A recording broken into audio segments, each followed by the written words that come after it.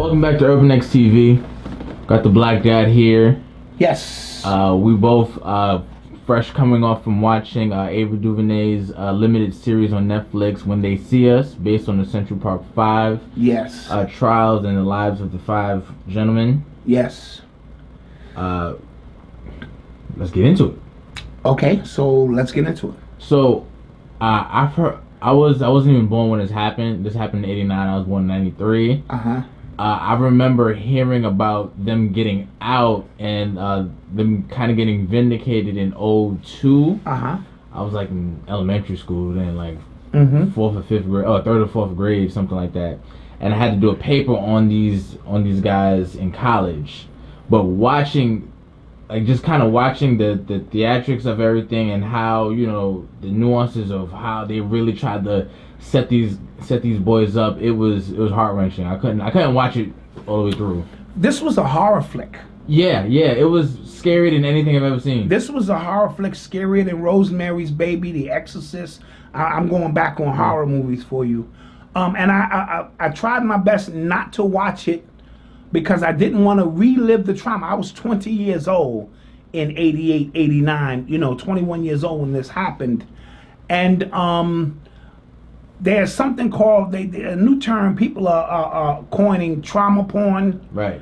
This is for sensationalism. And people watch it. And then there's the reactivist state, which we created when we talked about. And I want to be clear on a few things before we dive into When They See Us. Sometimes when I'm in front of these cameras and I'm telling you to remove your emotions from a situation, it comes across as very insensitive. I want to apologize if that's the way you're taking it, because that's not the way it's meant. I'm saying deal with the emotion. Like for the R. Kelly situation and the Bill Cosby situation, there are women who were violated in their lives. And when they see these stories are very, very personal to them.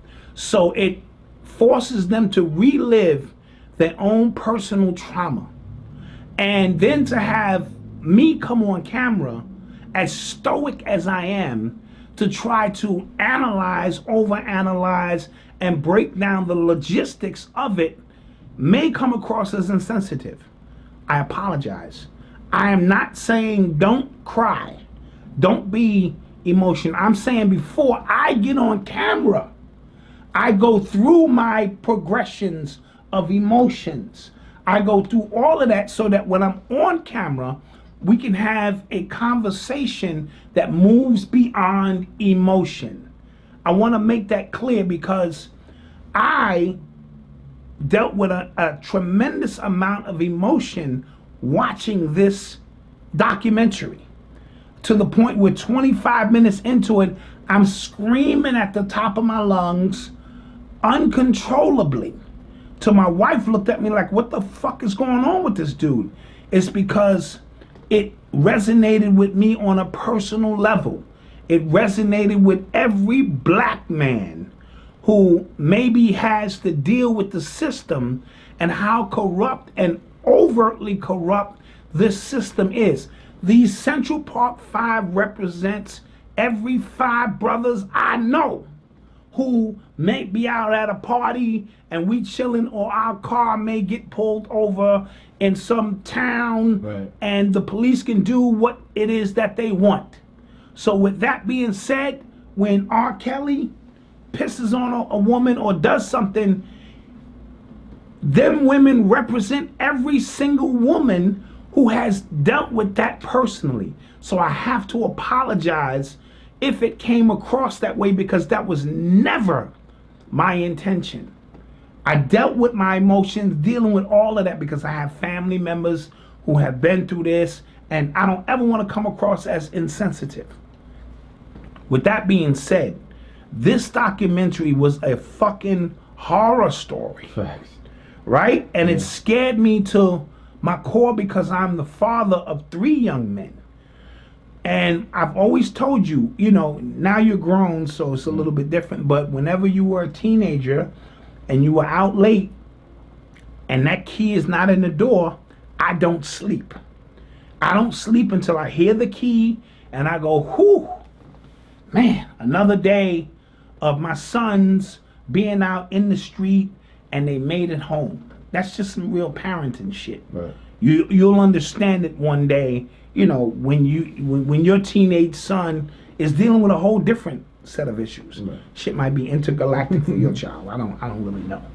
But you understand my point? So the way they railroaded these young black men represents lynchings. This shit represents shootings, killings. It represents so much that I'm glad she did it. Yeah. She did an amazing job with this specific story. I think she did a great job painting a psychological picture as well. Absolutely. Because it's not us, we don't think about just the extra things that go into the ramifications, right. The residual effects, right. All of the things that took place with them. Where these were 15-year-old kids, yeah. You know what I mean, who were promised that they would go home if they just did this. You know what I mean? Right. And you could say in hindsight, well, I would have never said. You don't know after 18 hours of being in a police department, fear kicking in. You really don't know at what point. And then you think of the IQ of a lot of these. We'll talk Corey Wise in a minute. So you really don't know how you would go about it, under the assumption that if you just created this story that you would go home, not knowing that they were creating a narrative because some white woman needed justice, right. And they were going to make sure at all costs. We saw this recently in the news. Yeah, and I don't know. A young black man, a disabled black man, yeah. was just incarcerated and convicted of something that anybody in their right mind knows he did not do. And another jogger, white jogger case. Another white jogger case. Ironically. And ironically, the father was jogging with his daughter every day. Yeah. And on this one particular day, he didn't jog with her. And as a result, some things happened to her. Not being insensitive to the father's situation. That just sent the red flag off to me. And it was very similar at that they just grabbed this kid who don't know nothing. And the way they describe how brutally assaulted she was, I just don't see how it was humanly possible that this one kid did that. That's just my humble opinion, and I believe in hindsight we will begin to see something similar happen with this particular story, because there are people advocating. I forget the young man's name and the young woman's name, to be fair. What happened? Right. It happened in New York, by the way. Happened in New York. So the Central Park Five, they get railroaded. Mm-hmm. The prosecutor, what's her name? Linda Friedman.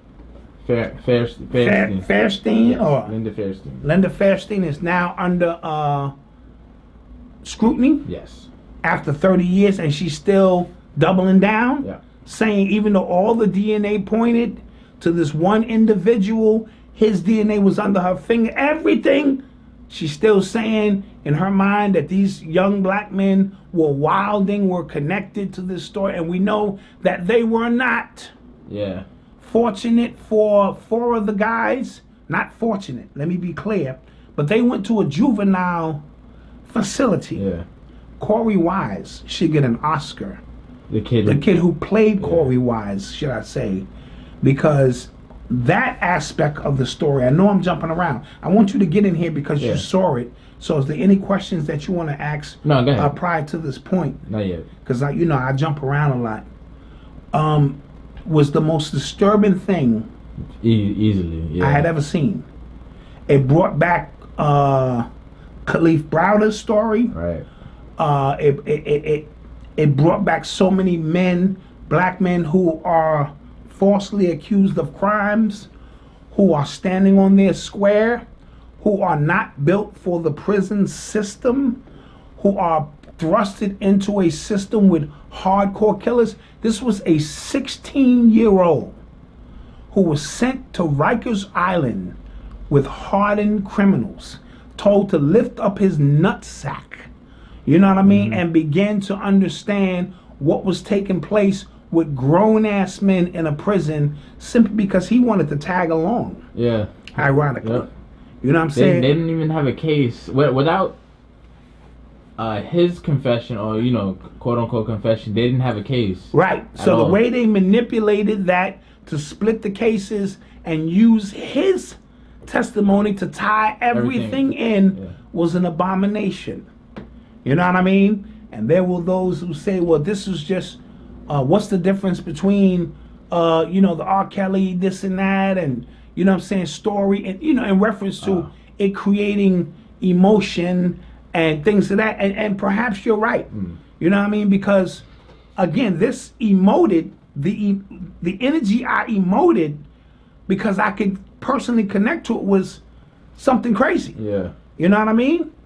So, you know, we have to understand what's going on here. And these men, lives are scarred forever. I don't even think they had personal relationships with women prior. And that was, I don't know what that says about me, but that was like one of the things I thought about first. I was like, they were 14 and 15, they probably never even experienced, they probably experienced, can we be real? Men before they experienced women. Right. Right? You know what I mean?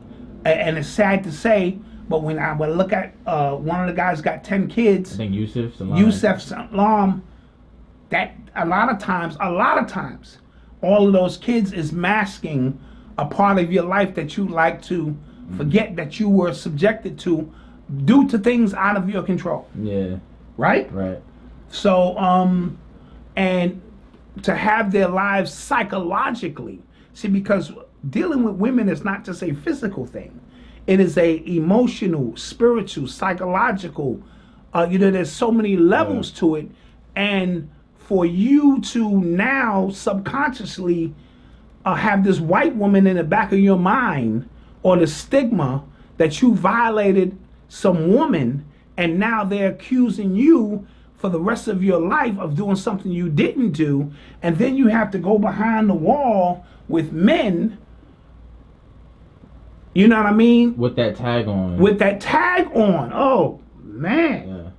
You know what I mean? And deal with that for 6 or 7 years to then come home and have to put your life together. There's no amount of money they could have paid these men. Yeah, I don't even think that wasn't like the stuff that was enough. You're right. You know what I'm saying? So we know Corey received the most because he was the one that dealt with it on an adult level and did 12 or 13 years. And if it wasn't for the Reyes guy, the guy who he'd still be in there. He'd still be in there. Yeah. You know what I mean? So it was traumatic. But it was a snapshot of what can happen to any one of us. Yeah. Even as a 50-year-old man, I could walk out my home now and a police car can pull up with a young lady in that car and she can go, that's him. Right. And I get ran through a system. And by the time all the red tape is cleared, who knows? You know what I'm saying? What I would have to endure. You know what I'm saying? Khalif Browder just didn't have bail money.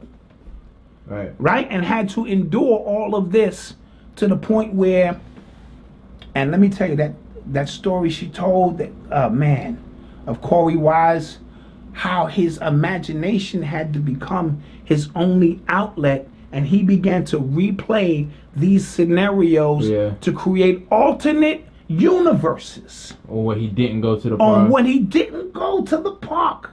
Bro. So he will never be the same. As you see him in real life, you can tell that he is scarred for life.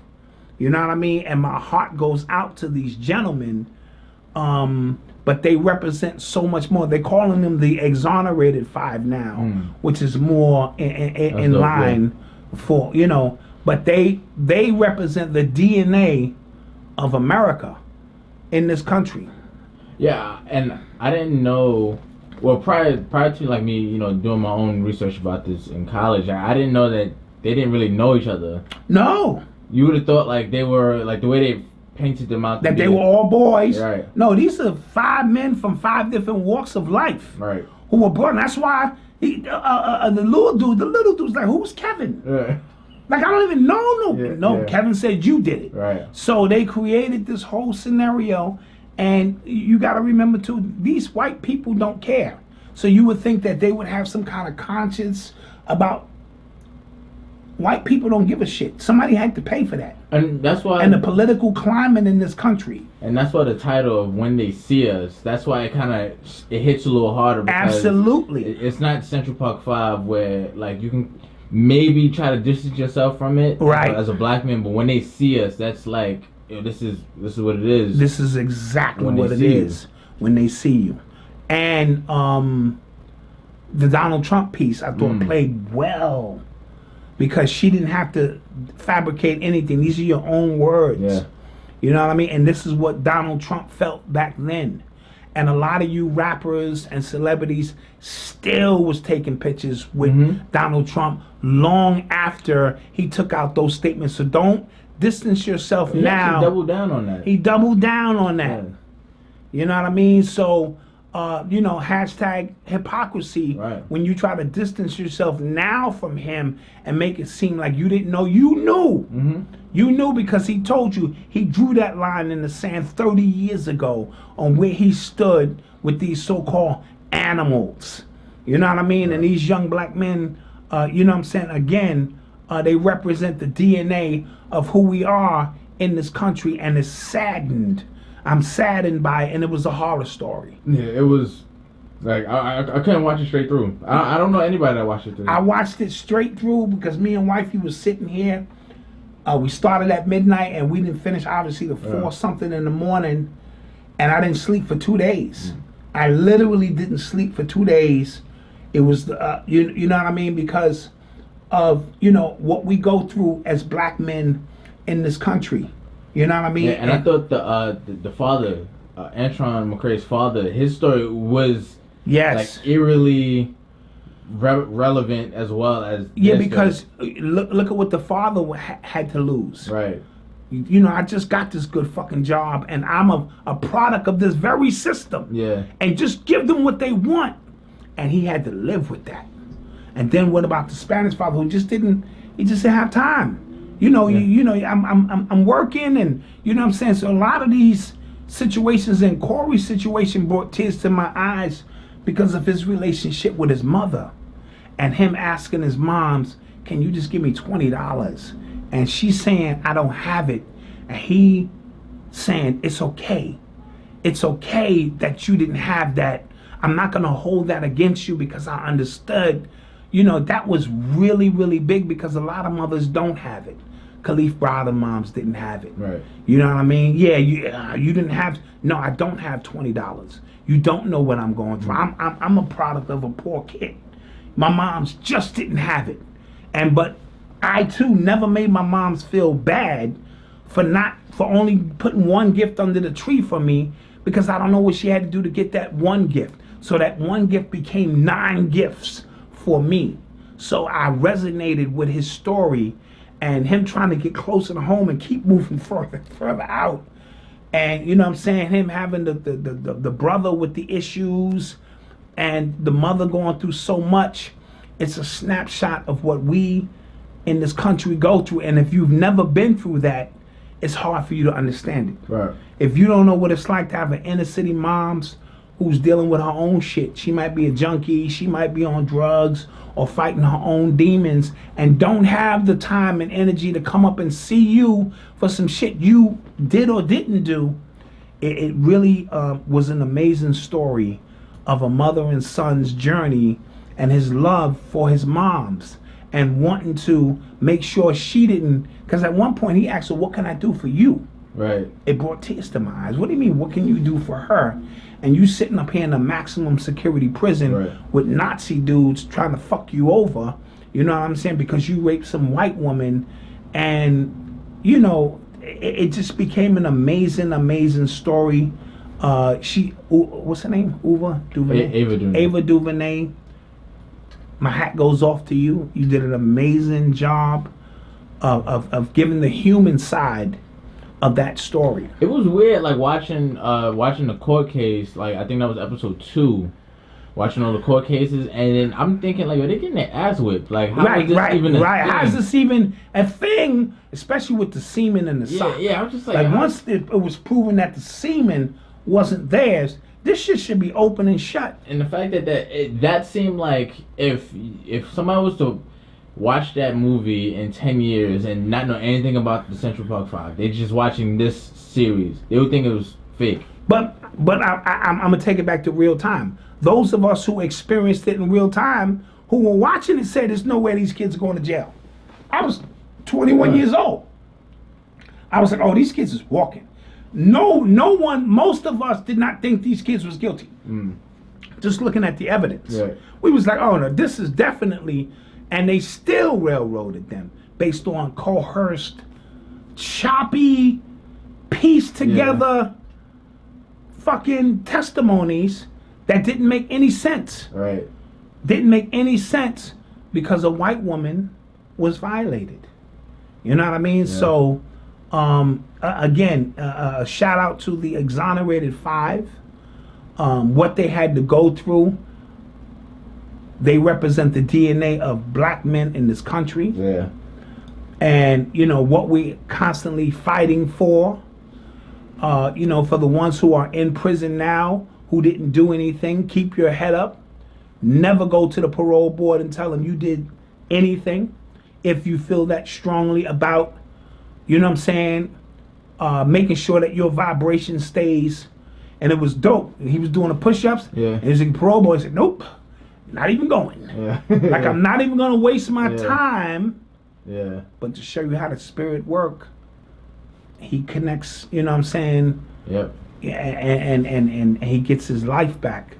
So shout out to Ava Duvernay. Shout out to those who have been exonerated in any aspect of your life, and know and understand that we deal with post-traumatic. Just being a black man is traumatic in this country. Yeah. Any questions? No. All right. So with that being said, shopurbanx.com. Podcast is coming back. Facts. In full blast. We coming at y'all. We gonna do it on the solstice. Let's do it around, you know, one of those times. Okay. We left on the equinox. Let's right. come back on the solstice, so that we are spiritually aligned with what we do. Stay tuned. We got some, you know, some good things coming for y'all. Oh yeah. And yeah. Don't forget to like, share, and subscribe. Like, share, subscribe. Peace. And if you haven't seen it, because I know some black men who just can't, who don't want to relive that, I understand. But it's worth it. Yeah. In the long run. Yeah. Because it even sparks dialogue. Me and Eli been having dialogue because he watched it. You know, he's only 19 years old. Of what goes on in this country and these devils. So peace. Peace.